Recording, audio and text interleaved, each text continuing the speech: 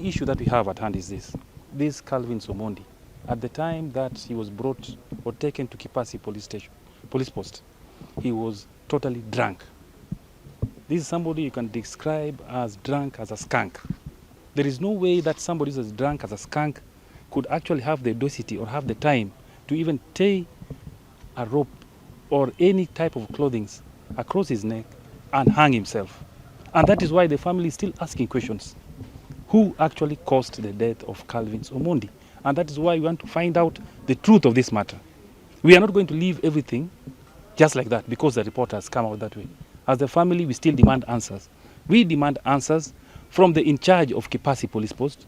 We demand answers from the OCS Beta, who actually was seen with his boys, or either of his boys were around the area of Kipasi. We want answers. And we also want to know why they had to get that body minus the family members being there. That is what we are demanding. And we will not relent until we get answers. We have just conducted an autopsy or a postmortem in respect of the late Calvin Omondi, who passed on the 15th of June 2025 at Kipasi Police Station. He had been brought the previous evening, having been arrested by the Assistant Chief and members of the public on allegations of indecent sexual issues. You know, he was found in a goat's pen. Those are the circumstances that were reported to us from the police. So the following day in the morning, he was found hanging in the police cells, and then he was then brought to Homa Bay Teaching and Referral Hospital as a body, as the late. So his death was confirmed on arrival. And today we have conducted a postmortem in the presence of the family.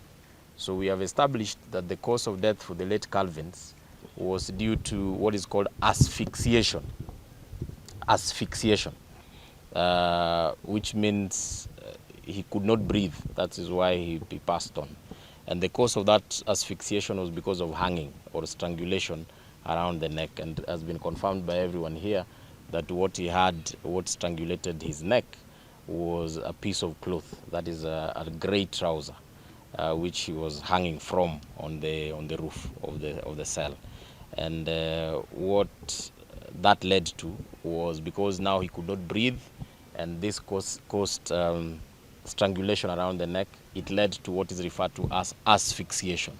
So the cause of death for the late Calvins we have established is asphyxiation.